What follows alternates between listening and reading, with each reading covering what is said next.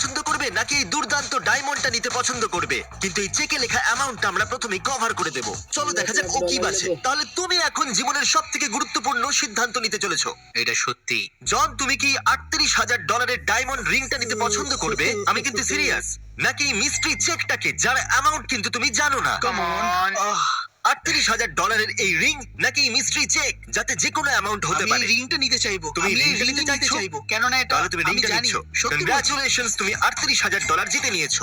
আরে না, কিন্তু এটা আসল তো? এটা এটা প্র্যাঙ্ক একদম নয় তো? সত্যি, আমি কথা দিচ্ছি। এবার আমি দেখাচ্ছি তুমি কি জিততে পারতে। যদি তুমি এই চেকটাকে বেছে নিতে তাহলে তুমি $1,00,000 না! জিততে পারতে। কিন্তু চলো, অন্তত তুমি $38,000 তো জিতে নিয়েছো, বলেছো। যেটা ছেড়ে কিন্তু দাও। ছোট অ্যামাউন্ট Oh my নয়। God! পরের খেলোয়াড়ের কাছে যাওয়া যাক। জো, এই জারেতে কতগুলো জেলি বিনস আছে, আর যদি তুমি সঠিক উত্তর দাও তাহলে তুমি পেয়ে যাবে $10,00,000। ভালো কথা, তাই না? আমি স্মোক বেশিনও কিনে নিয়েছি। তাহলে আমি এটা না, ঢাকনা কিন্তু সরানো যাবে না। 10